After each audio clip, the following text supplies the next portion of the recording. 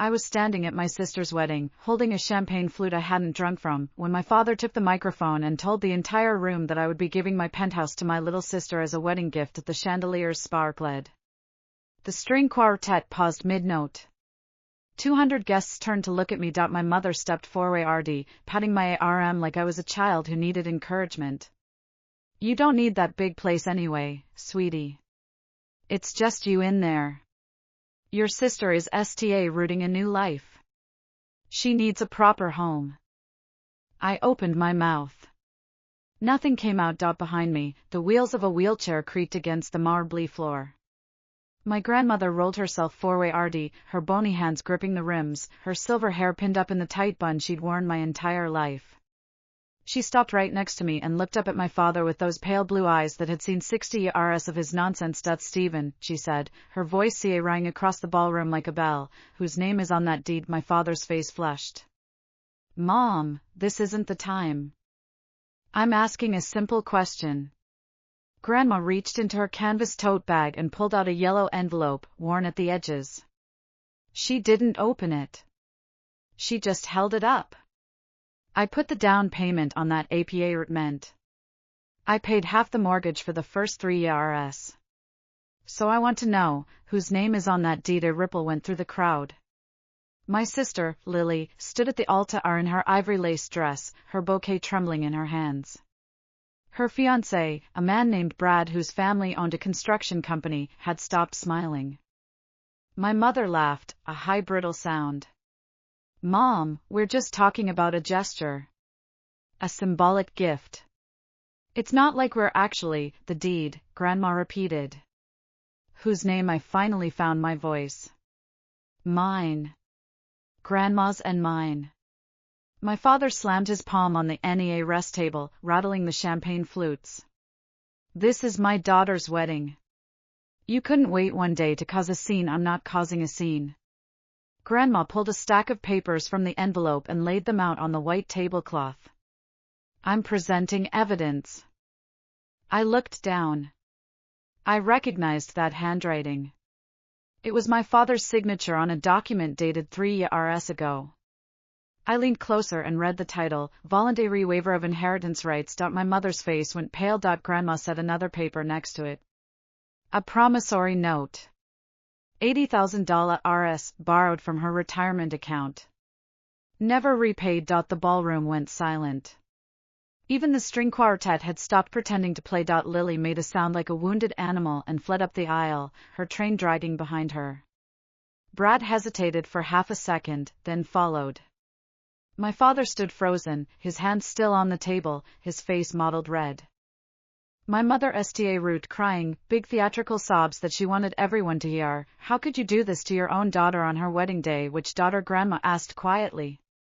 Because I only see one of them standing here, being asked to give up everything she earned.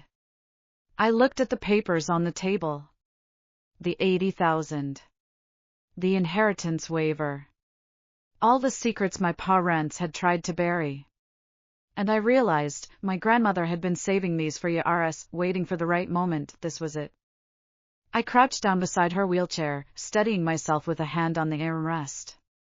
Grandma, I whispered. You didn't have to do this. Yes, I did. She patted my cheek. Someone has to fight for you, Manny. Because you won't fight for yourself. I felt the TRS coming, hot and unexpected. I blinked them back. Guests were leaving now, slipping out the side doors with their half-eaten appetizers and their uncomfortable murmurs. My father turned to me, his voice low and vicious. Fix this. Tell her to put those papers away. Now. I straightened up. She's not putting them away. She's your grandmother. She's old. She doesn't understand. She understands perfectly. I looked at my mother, who had stopped crying the second she realized no one was comforting her. You want my appartement. That's what this was about. Not Lily. Not her wedding. You wanted to make me look bad in front of everyone, so I'd just hand it over. My mother opened her mouth, closed it, opened it again. We're leaving, I said. Did I push Grandma's wheelchair toward the exit?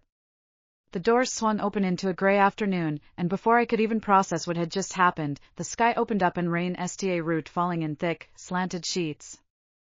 We stood under the portico, waiting for the valet to bring my car. Grandma closed her eyes and leaned her head back, like she was enjoying the sound of the rain. Are you okay? I asked. She opened one eye. I've been waiting to do that for 5 years. I'm better than okay.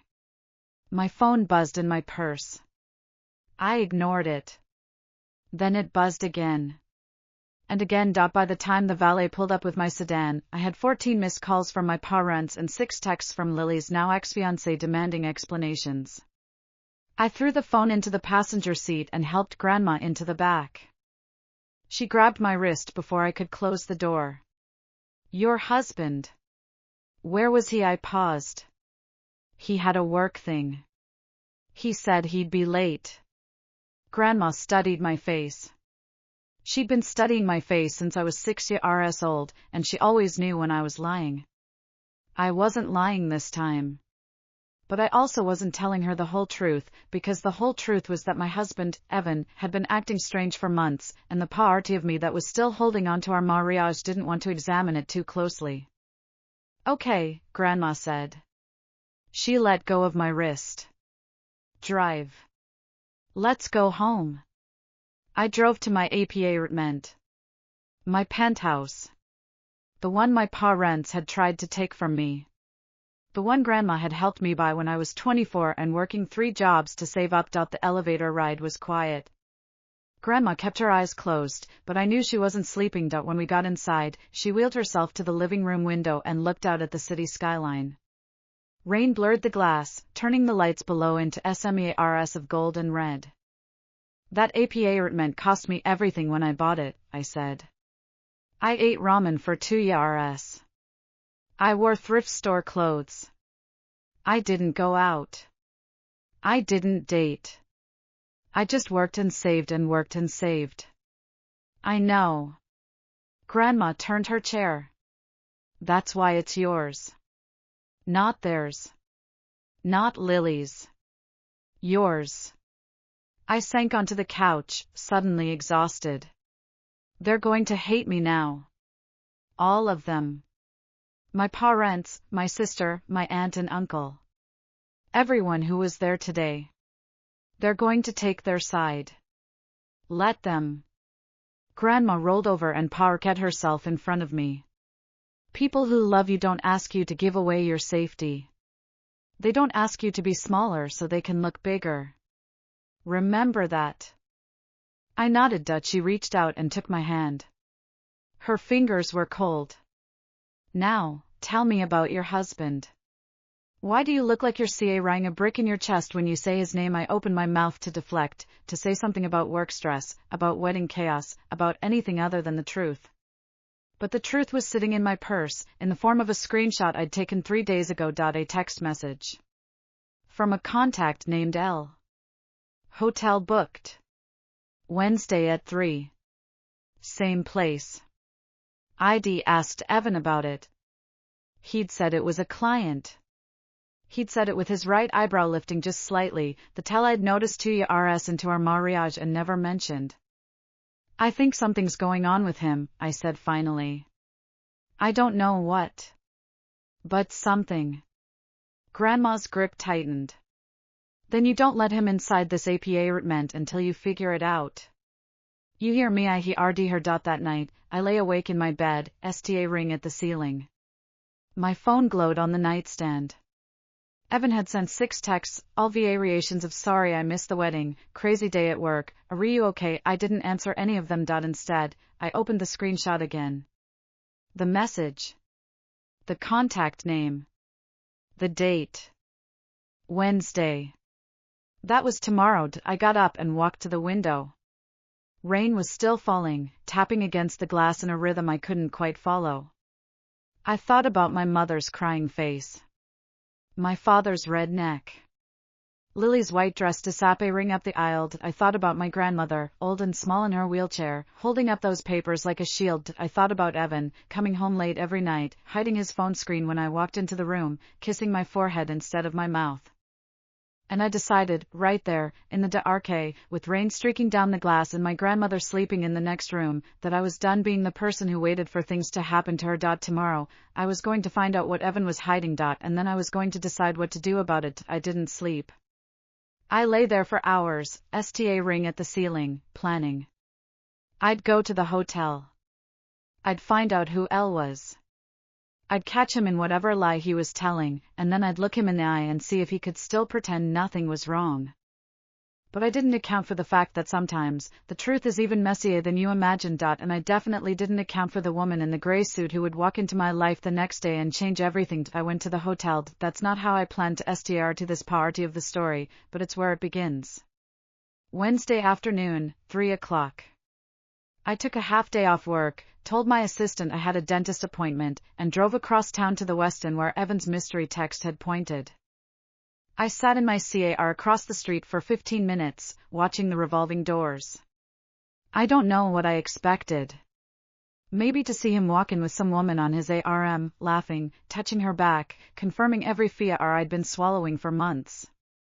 Maybe I wanted to catch him in the act so I could finally stop wondering. But what I actually saw was Evan walking in alone. He was wearing his navy suit. The one I'd bought him for his birthday.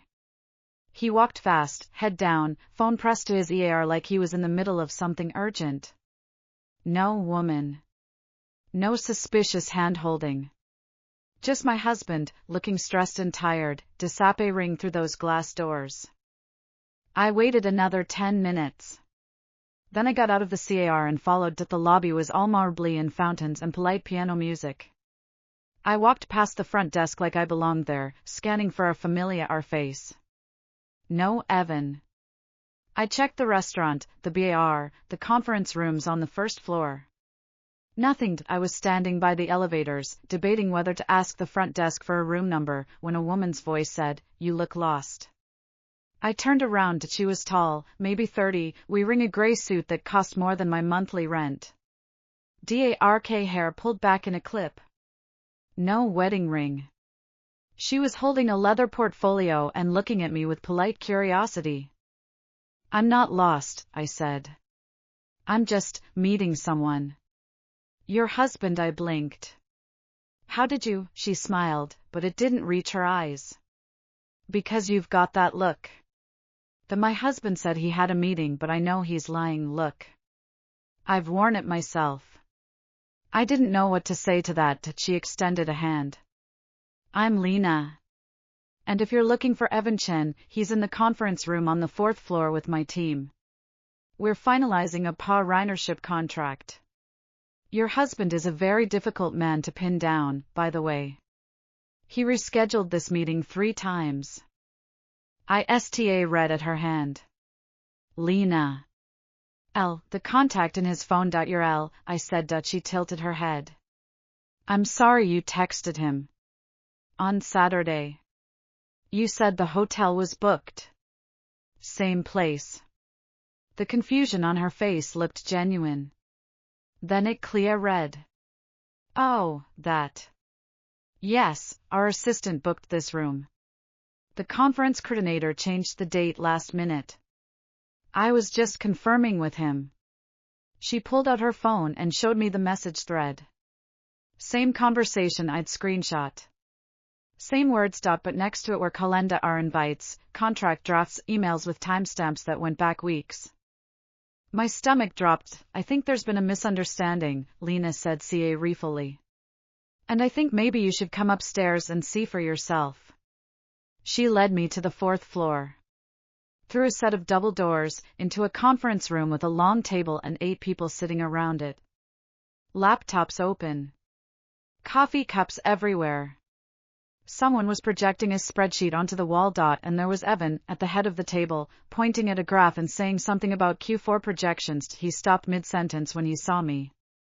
Sam, everyone turned to sta. I felt my face get hot.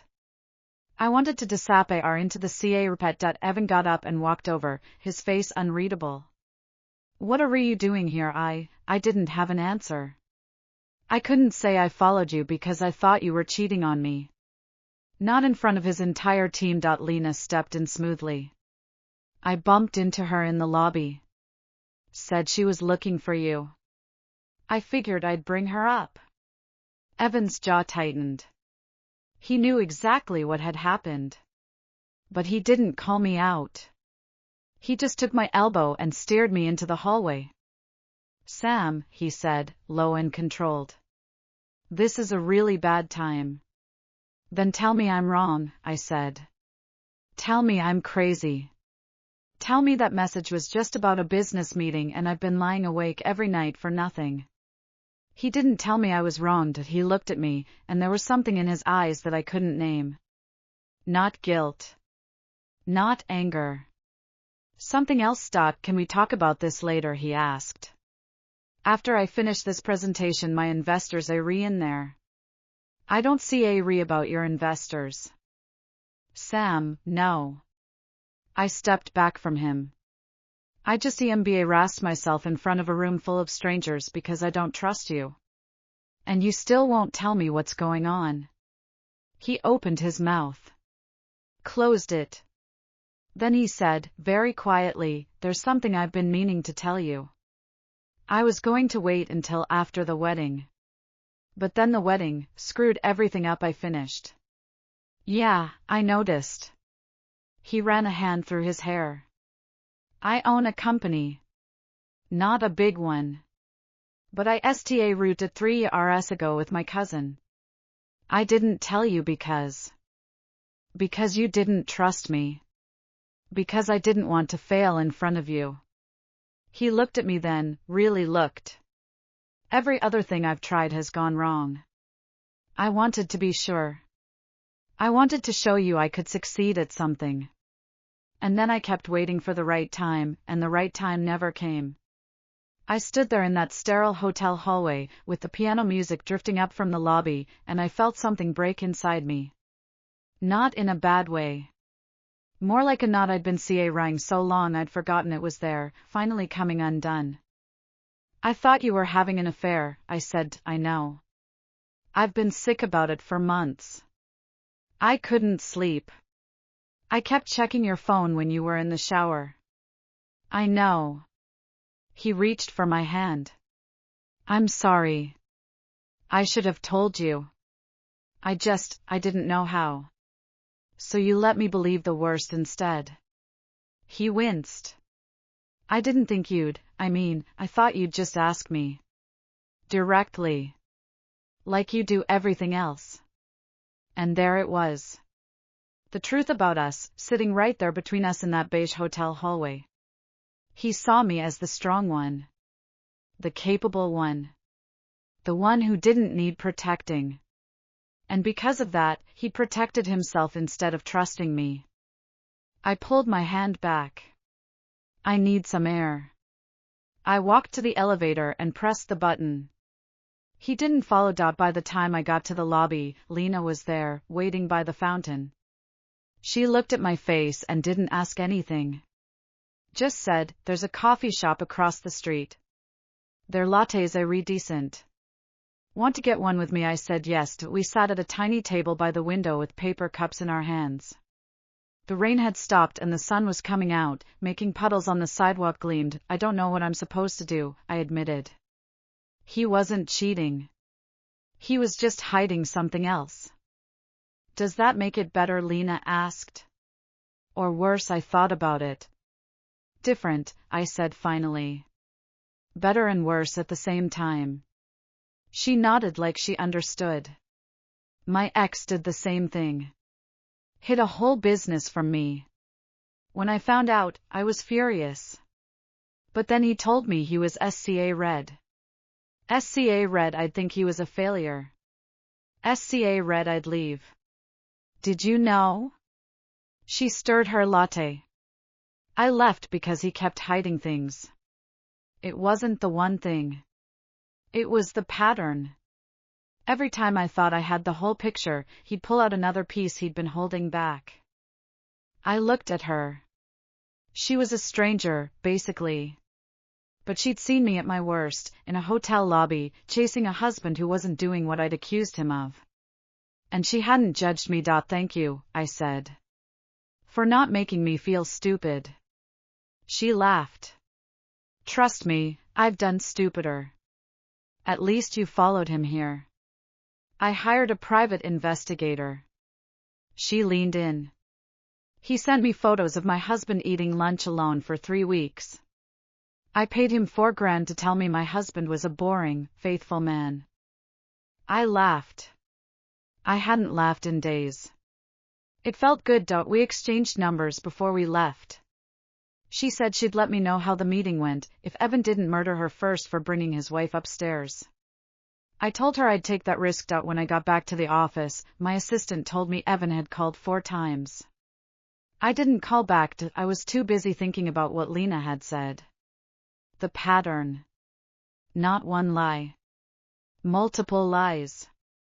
Small ones. Things he'd said to protect himself, or to protect me, or to protect whatever image he was trying to maintain. And I realized, sitting at my desk with the afternoon light coming through the blinds, that I was tired of being the person who found things out instead of being told. Grandma called me on my way home. How'd it go? She asked. She didn't ask what I was doing or where I'd gone. She just knew. He wasn't cheating, I said. He was hiding a company. Worse or better? Everyone keeps asking me that. Because it's the right question. Does it change what you thought I thought about Evan's face in the hallway? The way he'd looked at me when he told me he'd been SCA red. I thought about all the nights I'd lain awake, spinning stories in my head, imagining worst-case scenarios. I don't know, I told her. I think I need to figure out who I am without him for a minute. Grandma was quiet for a long time. Then she said, "That's the SMA rudest thing you've said all week." I smiled. I could hear her smiling, too, on the other end of the line. "Come over for dinner," she said. "I made too much stew. And I have something to show you." I told her I'd be there in an hour. I stopped by my apartment first to change out of my work clothes. The place felt different now, bigger, emptier. I walked through the rooms I'd been so proud of and wondered how much of my pride had been tied up in proving I didn't need anyone. Maybe that was the problem.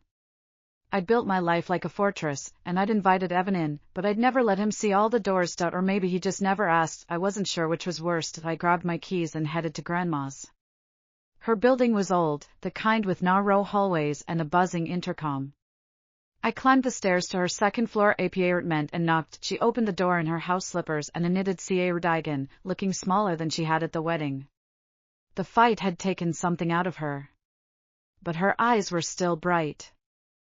"Come in, come in." She shuffled back toward the kitchen. "Sit down. I'll get the stew."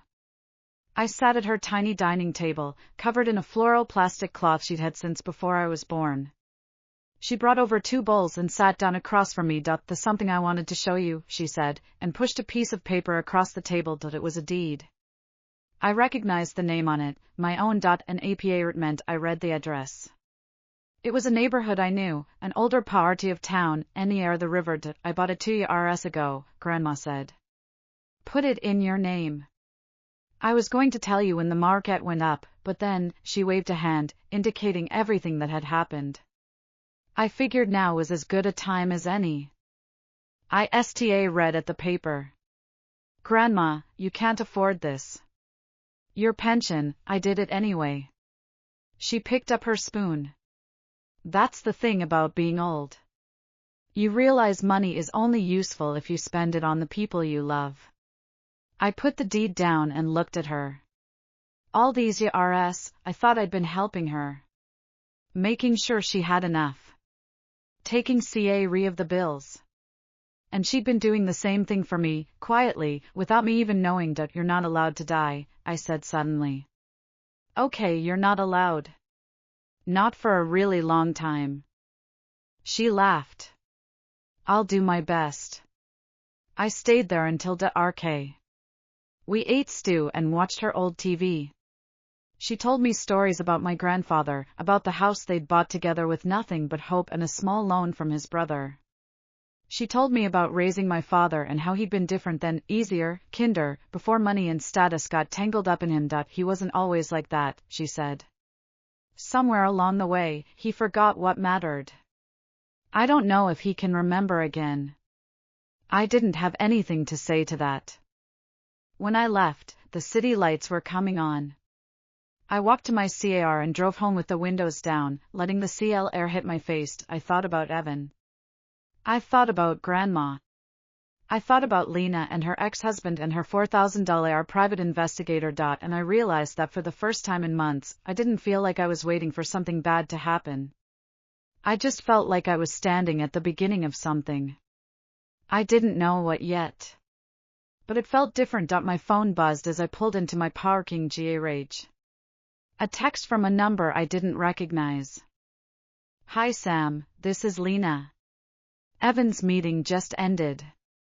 He asked me to tell you he loves you and he'll wait however long you need. I read it 3 times. Then I typed back, tell him I said thank you. And I meant it. I didn't go home that night. I sat in my car in the parking garage for 20 minutes, engine off, phone to RK in my lap. The text from Lena was still on my screen. He loves you. He'll wait. I believed her. That was the strange part. I didn't doubt that Evan loved me. I doubted everything else. I route the car and drove to Grandma's old place. The one on the deed she'd given me. I'd never actually seen it before. The building was a walk-up from the 70s, beige bricks, fire escapes zigzagging down the front. I parked across the street and just looked at it for a while. The windows were dark. No one lived there. But I had a key in my purse, a key that felt heavier than it should. I got out and walked up to the front door. The lock turned easily. Inside, the hallway smelled like old wood and dust. I climbed to the 3rd floor and found the apartment door, number 3B. The key fit. I turned on the lights and stood in the middle of an empty living room. Roadwood floors. A kitchen with vintage cabinets. A bedroom with a window that faced the river, if you craned your neck enough. It was small and dated and perfect. I sat on the floor with my back against the wall and called my sister. She picked up on the first ring, like she'd been waiting. Sam. Lily. I didn't know what to say. We hadn't spoken since the wedding. She'd left me 12 voicemails in the first 2 days and I'd deleted every one without listening. Where are you? She asked. Are you okay? Mom and Dad are freaking out. Dad says you're not answering his calls. I'm okay. I looked around the empty apartment. I'm at a place Grandma bought me. I just found out about it today. She was quiet for a moment. Then, Grandma bought you another place apparently. Of course she did. There was something in Lily's voice I couldn't quite read. Resentment, maybe. Or just exhaustion. She always liked you better. That's not true. It is true. She gave you everything. The penthouse, the money, she stopped. I heard her take a breath. I'm not saying you didn't deserve it. You worked for it. But I never got anything like that. I leaned my head against the wall. What did you get, Lily? What do you mean for your wedding? What did Mom and Dad give you because they tried to give you my apartment? What did they actually give you? She went quiet again. Then she said, very softly, nothing. They said the apartment would be the gift. The big gift. So they didn't get me anything else. I closed my eyes. Sam, she said, I didn't know about the inheritance waiver.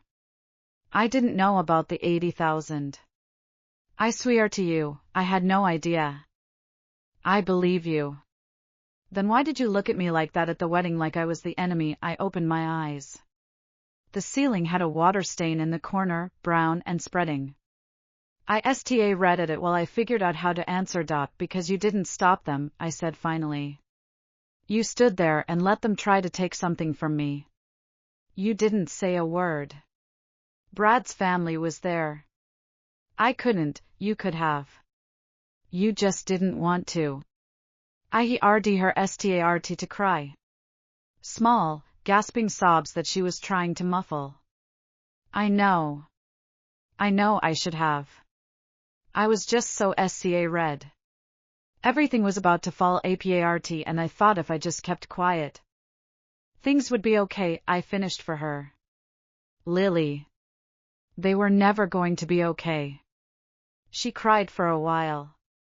I stayed on the line, sitting on the floor of an empty apartment my grandmother had bought me, listening to my sister fall apart. I'm sorry, she whispered eventually.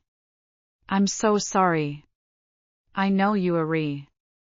I said it gently. Because I meant it. I was still angry, God, I was angry, but not at her. Not really. She'd been a pawn. My parents had used her the same way they'd tried to use me. We were just two different targets. Have you talked to them? She asked. No. They keep calling me. Asking if I've heard from you. Dad is saying Grandma manipulated you and you need to come home. I laughed. It came out bitter and hollow. Grandma didn't manipulate me. She told the truth. That's not manipulation. I know. I tried to tell him that. He didn't listen. He never listens. I heard a noise on her end, like a door opening. She muffled the phone for a second, then came back. Brad's here. I have to go. But Sam, I don't know if we'll ever be close again. But I want you to know I'm on your side. Whatever you decide to do. Thanks, Lily. She hung up. I sat there in the dark for a long time. Then I got up and walked through every room, touching the walls, imagining it furnished. A small table by the window. A couch against the far wall. A bed in the bedroom with the river view. It felt like a beginning. The next day, I called Lena. She answered on the second ring, sounding surprised. Sam, everything okay? Yeah. I just wanted to ask you something. About Evan. Shoot.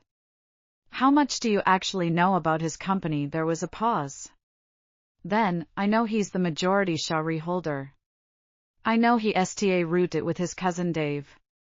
I know they've been struggling this year because they lost a major supplier. That's why he's been so desperate to close this deal with us. I sat on my couch at the Penthouse, phone pressed to my ear, trying to absorb this. He's been struggling, I repeated. Financially, I don't know the details.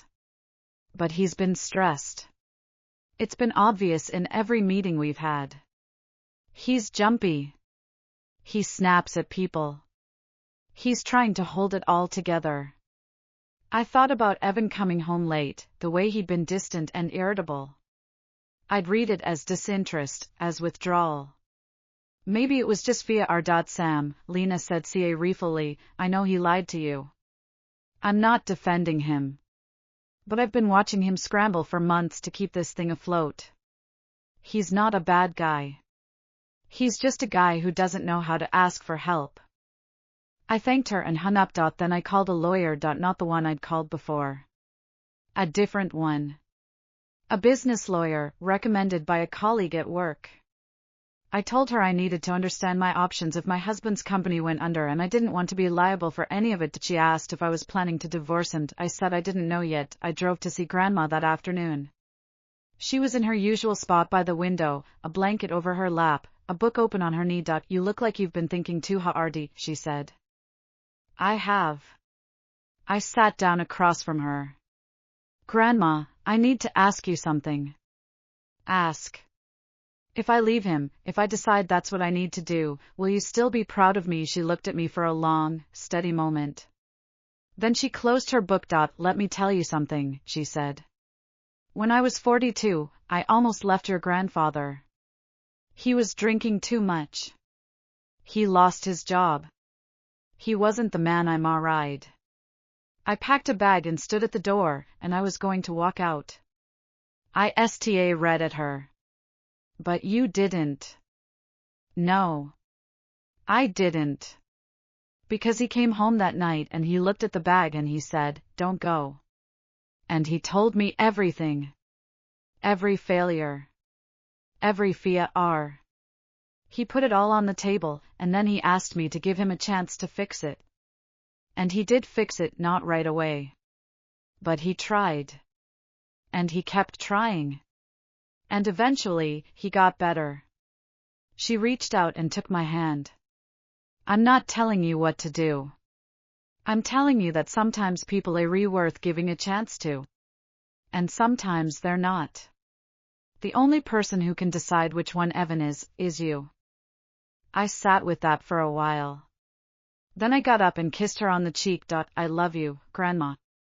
I love you too, sweetheart. Now go do what you need to do. I drove back to the penthouse and walked in to find Evan sitting on the living room floor. He was surrounded by papers. Spreadsheets. Bank statements. Tax documents. His suit jacket was off, his tie undone, his sleeves rolled up. He looked up when I came in and I could see he'd been crying. "Sam," he said. "I'm sorry. I know I should have done this before. But I'm going to show you everything. Every account. Every debt. Every deal I made and every deal I lost. I'm done hiding." I stood there, door still open behind me, and looked at my husband on the floor of our penthouse with his whole life laid out around him. I closed the door. Then I walked over and sat down across from him. "Show me," I said to the STA route talking. He showed me the company accounts. The debt. The loans he'd taken out from his cousin's mother. The client who'd backed out last year and NEARLY bankrupted them. The new supplier who'd agreed to work with them if they could just stay afloat for another 3 months. It was terrifying. It was also the most honest conversation we'd had in years. "When did it get this bad?" I asked. "About 18 months ago. That's when we lost the contract with Williams Manufacturing. I tried to find replacements. I took on smaller jobs. But the revenue never caught up." "Why didn't you tell me?" He ran a hand over his face. "Because I wanted to fix it. I thought if I just worked hard enough, I could turn it around and then I'd come to you and say, 'Look, I handled it.' And you'd be proud of me. I would have been prouder if you'd told me the truth. I know that now." He looked at me, red-eyed and wrecked. "I know I ruined your trust. I know I made you think the worst of me. But I'm not having an affair. I've never had an affair. I didn't want to be a failure in front of you. You're so competent. So successful. I didn't want you to see me like this." I looked at all the papers. The numbers. The debt. The terrifying future that was staring both of us in the face. That I could leave. I could walk out that door and start over. Grandma had given me a place to go. I had savings. I had a job. I didn't need him. But I looked at him sitting there, trying so hard to hold everything together, and I saw a man who was terrified and exhausted and still fighting. "I'm not going to pretend I'm not angry," I said. "I'm furious. You made me think I was crazy. You made me doubt myself. I know. I'm so sorry. But," I took a breath, "I'm not going to leave you because of this. Not yet. I need time. I need to think. But I'm not walking out the door tonight." He looked at me like I'd just given him a second chance at life. "Thank you," he whispered. "Thank you, Sam." We sat there on the floor for hours, going through his books, making plans. I told him about the old APA retirement Grandma had given me. I told him I was thinking of keeping it as a backup. He said that made sense.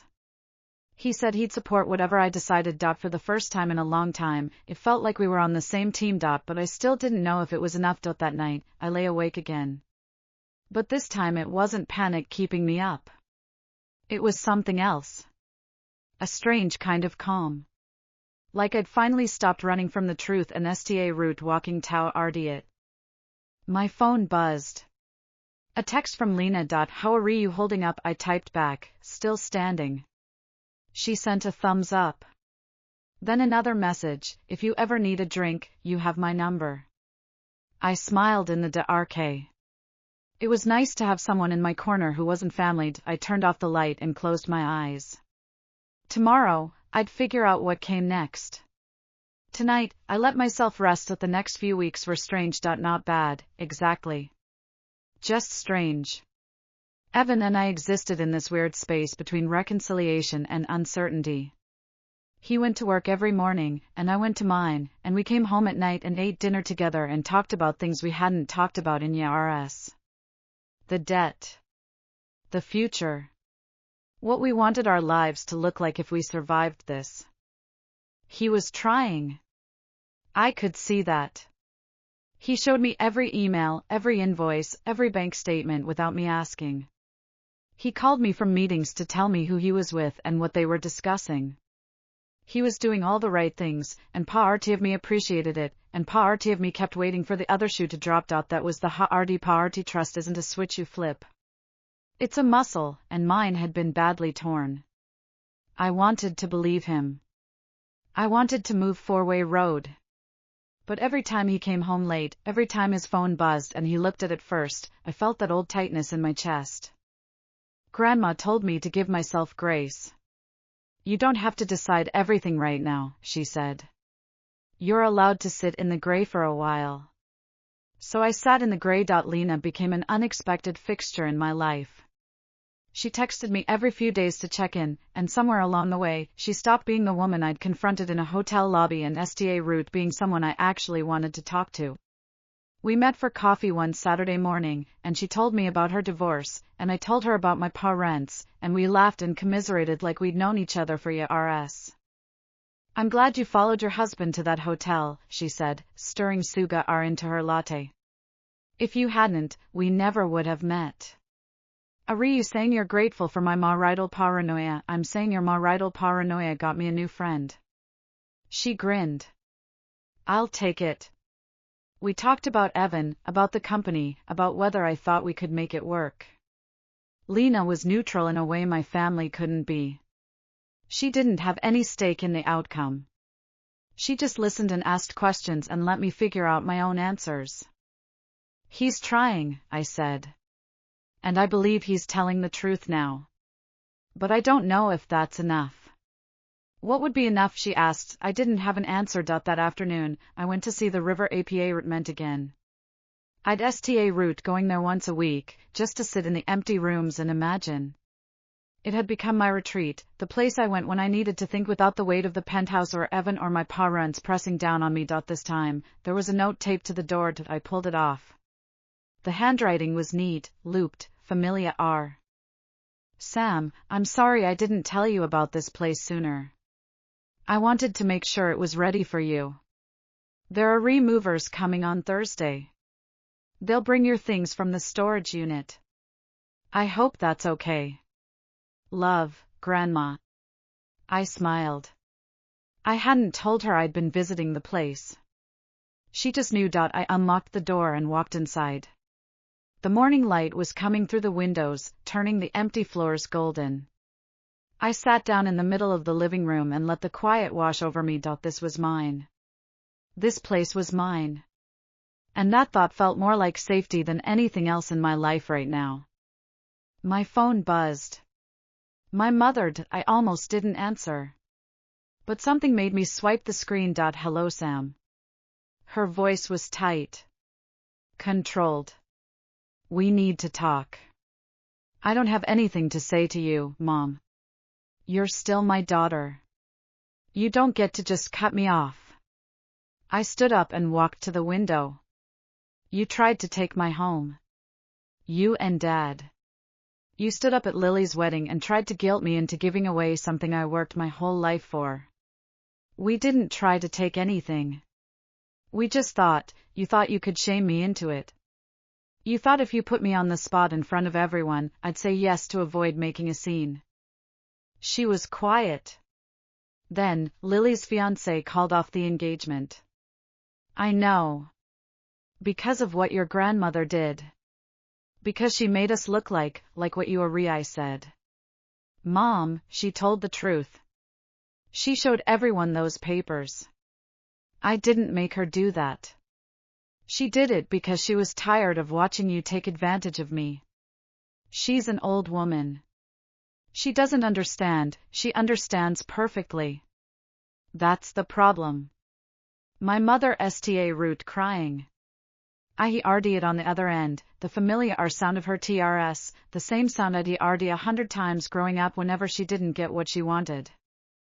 I'm not going to apologize, I said. I'm not going to say I'm sorry. Because I'm not. We're your parents. Then act like it. I hung up. My hands were shaking. I sat back down on the floor and breathed until they stopped. The next week, I got a call from an unfamiliar number. I almost let it go to voicemail, but something made me pick up. Hi, is this Samantha Chin? Yes, this is Mr. Young from the community center. Your grandmother gave me your number. She mentioned you might be interested in a volunteer position we have. I blinked. My grandmother gave you my number. She said you needed something to put your energy into. Something that wasn't work or worry. He paused. She's quite persuasive. I laughed. She really was. I went to the community center that Saturday. It was in the same neighborhood as the River APA Retment, a small building with a GA Reden out front and a sign that said Welcome Home. I walked in and met Mr. Young, an older man with kind eyes and a gentle voice. He showed me around. They ran after-school programs for kids, meals for seniors, English classes for immigrants. It was chaos, the good kind. We need help with the evening meal program, he said. Nothing fancy. Just showing up, serving food, talking to people. Your grandmother said you were good at that. I sta root that night. It was simple work. I ladled soup into bowls, handed out bread, sat with an elderly woman named Mrs. Lin who told me about her grandchildren in Beijing. I helped a teenager with his homework while his mom finished her shift at the factory down the street. I wasn't saving lives. I was just showing up. And somehow, it helped. Grandma knew what she was doing. She always did. I told Evan about it over dinner. He listened and nodded and said he thought it was a good idea. You seem different, he said. Lighter. I feel different. I put down my fork. Evan, I've been thinking about what you said. About being SCA red to fail in front of me. I think I've been SCA red of the same thing. SCA red of failing, SCA red of needing anyone. I built my whole life around being independent, around not relying on anyone, because I didn't trust that anyone would actually be there. And then when you needed me, I paused. I made it about me. I made it about how you'd betrayed me. And some of that was true. But some of it was just me being afraid. He reached across the table and took my hand. I did betray you. I lied to you. That's on me. Part of it is on me too, I said. I didn't make it safe for you to tell me the truth. I was so busy being strong that I didn't leave room for you to be weak. We sat there for a long moment, holding hands across the table. What do we do now? He asked. I don't know, I said. But I think we try. For real this time. He nodded. For real. The moving truck came to the River APA Retment on Thursday. Grandma's people, I still didn't know how she'd arranged it, brought boxes from the storage unit I'd almost forgotten I had. Furniture from college. Old books. Kitchen things. A box of photo albums. I spent the weekend unpacking. Evan came by to help, and we worked in companionable silence, assembling a bed frame, hanging curtains, deciding where to put the sofa. It felt like building a life, piece by piece. I didn't move in permanently. Not yet. But I had a key, and a bed, and a place to go when I needed to breathe. By the end of the month, something had shifted. I went back to the community center every Saturday. Mrs. Lin sta root saving me a seat. The teenager finished his homework without my help one week, and he grinned at me like he'd won a prize. I told Mr. Young I'd help with the holiday dinner, and he clapped me on the back and said he knew Grandma had been right about me. My sister called. She told me she'd STA root therapy. She said Brad was gone for good and she was trying to figure out who she was without him. I told her I was proud of her. I meant it. My parents didn't call. That was fine. Lena invited me to her apartment for dinner. She made pasta and told me about a guy she'd met at work, a quiet accountant who made her laugh. I told her about Evan and me, about how we were trying to rebuild. Do you think you'll make it? She asked. I don't know, I said. But I think I'll be okay either way. That's new. She raised her glass. To being okay either way. I clinked mine against hers. That night, I walked back to the river apartment and sat in the dark living room, looking out at the streetlights reflecting off the water. The city hummed outside, distant and constant. Grandma called to ask how my week had been. I told her about the community center, about Lena, about the bed I'd finally put together. Good, she said. You're building something. I think I am. Make sure you build it for yourself, she said. Not for him. Not for anyone else. For you. I told her I understood. And for the first time in a long time, I actually felt like I did. The gray was still there. The uncertainty, the fear, the questions about whether Evan and I could really fix what had broken between us. But underneath it all, there was something solid. Something I'd built myself, with my own hands, my own choices. I wasn't the same woman who'd stood at her sister's wedding holding a champagne flute she didn't want. I wasn't the same woman who'd followed her husband to a hotel, ready to catch him in a lie. I was someone else now. Someone who knew what she was worth. I just had to figure out what came next. Spring came slowly that yard. I noticed it first in the river apartment, where the morning light STA route coming through the windows earlier and staying longer. I'd been spending more nights there, not because Evan and I were fighting, but because I needed space to figure out who I was becoming. He understood. He didn't push. We were in this strange new rhythm. Monday through Thursday, I stayed at the Penthouse. We had dinner together, talked about our days, watched shows on the couch. Fridays through Sundays, I went to the river apartment. I'd pack a bag on Thursday night and he'd kiss me goodbye at the door and say, I'll see you Monday. No guilt. No resentment. Just space. It was working.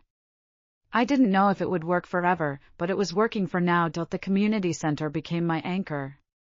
I'd STA root helping with more than just the evening meals. I was tutoring a group of middle schoolers in English, organizing a book drive, teaching Mrs. Lynn how to use the video chat app so she could see her grandkids. Mr. Young joked that I'd become indispensable. You're like your grandmother, he told me one Saturday. She came here years ago, when the center first opened. Helped us get off the ground. She was always in the background, making things happen without anyone really noticing. I smiled. That sounds like her.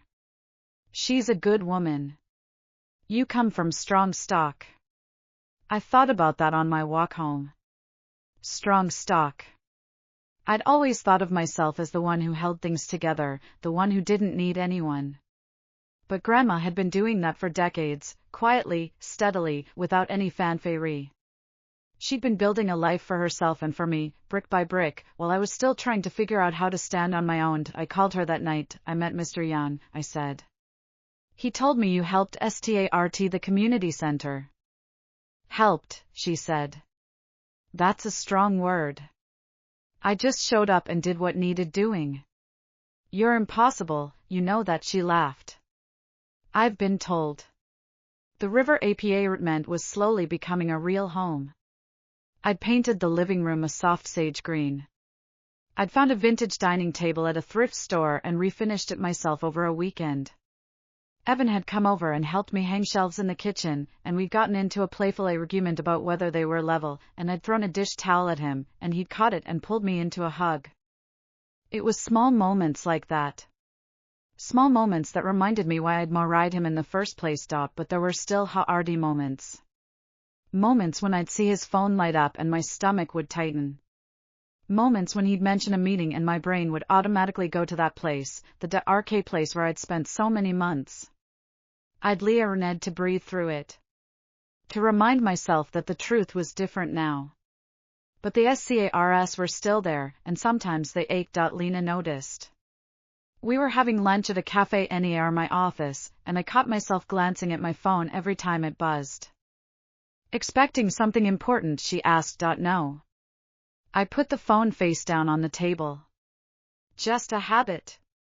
A bad habit, a leftover one. I sighed. I'm working on it. She nodded.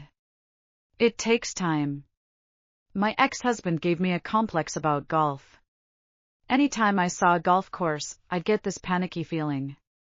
It took me 2 years to be able to watch the Masters without thinking about him. Did he cheat on you at a golf course? No. He just really loved golf. It became a symbol. She shrugged. Brains are weird. They attach feelings to things that don't deserve them. I thought about that. The phone. The hotel. The name L in his contacts. All symbols that didn't mean what I'd thought they meant. Evan's grandmother is sick, I said suddenly. He told me last night. She's been in the hospital for a week, and he didn't tell me because he didn't want me to worry. Lena's eyebrows went up. Is she okay? Not really. She's old. It's her heart. The doctors say she might not make it to summer. How is he handling it? Badly. I twisted my napkin. He's been trying to handle it alone. He only told me because I pushed. And I got angry at first. I thought, here we go again, another thing he's hiding. But then I realized he just didn't know how to ask for help. He's never learned how. So what did you do? I drove him to the hospital. I sat with him for 6 hours. I held his hand while he cried. Lena was quiet for a moment. Then she said, that's a big step. It felt like one. I'd been so focused on my own hurt that I'd forgotten Evan was hurting too. Not about the same things. Not in the same way.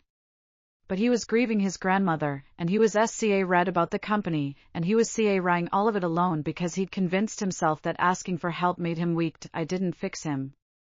That wasn't my job. But I could be there. I could show up. And that was something I hadn't known how to do before. I think I understand him better now, I told Lena. He's not a liar. He's just someone who was raised to believe that his problems were his own. He doesn't shari because he doesn't think anyone should have to carry his weight. That sounds exhausting. It is. For him and for me. Evan's grandmother died 2 weeks later. He called me at work, and I heard it in his voice before he said the words. The crack. The quiet. The way he breathed too refully. Sam, he said. She's gone. I left the office without telling anyone. I drove to the hospital and found him in the waiting room, sitting by himself in a plastic chair, ring at the floor. I sat down next to him and took his hand. He leaned into me and cried. We stayed there for hours. The hospital staff came and went. People in scrubs. A social worker with a clipboard. Someone came to talk about arrangements. Evan nodded and said yes, and I heard none of it because I was watching him fall apart in slow motion, and all I could do was hold him. Later, when we got home, he lay on the couch with his head in my lap and told me about his grandmother. About how she'd raised him when his parents were too busy with work. About the summers he'd spent at her house, learning to CK, learning to garden, learning to be a person. She was the only one who never made me feel like I had to be perfect, he said. She just loved me. Just because I was me. I stroked his hair and said nothing. Because there was nothing to say. We went to the funeral together. It was small, just family and a few old friends. I stood next to Evan in the chapel and watched him say goodbye to the woman who'd shaped him. He was holding it together, just relied. His mother came up to me after and took my hands. Thank you, she said. For taking care of him. I told her I loved him. She nodded like she already knew. We went back to the penthouse that night and sat in silence. Evan fell asleep on the couch, exhausted. I covered him with a blanket and sat in the armchair, watching him breathe. And I thought about trust, not the big kind. Not that I trust you completely kind. But the small kind. The kind that builds when you show up. When you stay. When you let yourself be seen, and you see the other person too. Evan had shown me the worst of himself. His fear. His weakness. His mistakes. And I was still here. I didn't know if that meant we'd make it. I didn't know if we'd be one of those couples who looked back on this time as the crisis that made them stronger. But I knew I wasn't the same person who'd wanted to walk away. I was someone else now. Someone who could hold a hand without keeping score.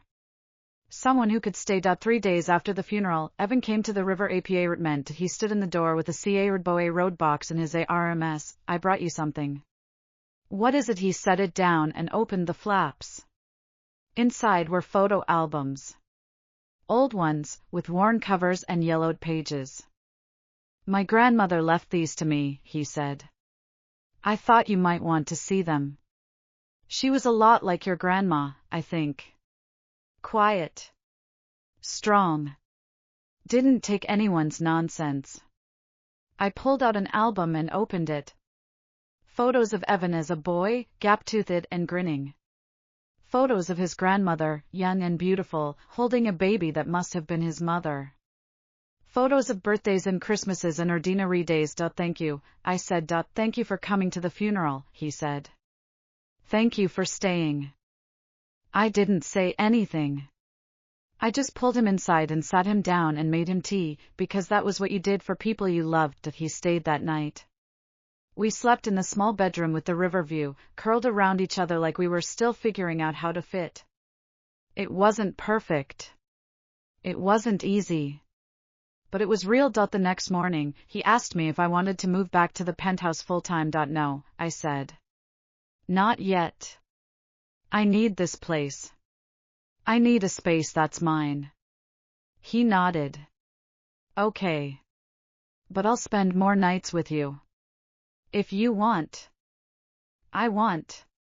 We had breakfast at the tiny table I'd refinished. I made eggs.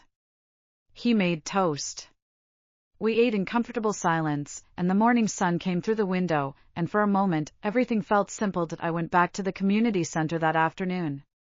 Mrs. Lin was waiting for me, beaming. You look different, she said. Different how? Calmer. Like you know where you're going. I smiled. I think I'm figuring it out. I went home that night and called Grandma. I told her about Evan's grandmother, about the funeral, about the albums he'd given me. Grief does things to people, she said. It either breaks them open or seals them shut. Sounds like it's breaking him open. I think so, I said. I think he needed it. I think we both did. Are you happy? I thought about it. I'm not sure. But I'm hopeful. And that's something. Good. I could hear her smile through the phone. That's what matters. I lay in bed that night and looked at the ceiling. The water stain was still there. I hadn't fixed it yet. Maybe I never would.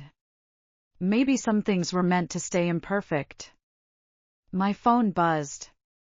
A text from Evan, I miss you. But I'm glad you have your space. See you Monday, I typed back, see you Monday. And I fell asleep with the window open and the river sounds drifting in, feeling like I was exactly where I was supposed to be.